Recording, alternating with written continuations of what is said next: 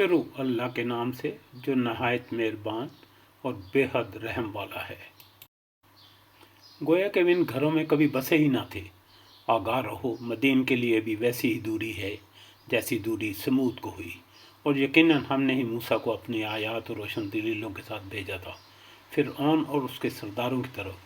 پھر بھی ان لوگوں نے فرعون کے احکام کی پیروی کی، اور فرعون کا کوئی حکم بھی درست نہیں تھا۔ وہ تو قیامت کے دن اپنی قوم کا پیش رو ہو کر ان سب کو دوزخ میں جا کھڑا کرے گا۔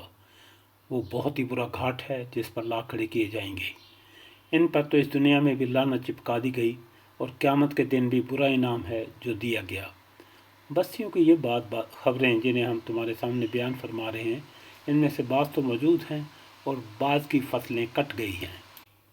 ہم نے ان پر کوئی ظلم نہیں کیا، بلکہ خود انہوں نے ہی اپنے اوپر ظلم کیا، اور انہیں ان کے معبودوں نے کوئی فائدہ نہ پہنچایا جنہیں وہ اللہ کے سوا پکارا کرتے تھے۔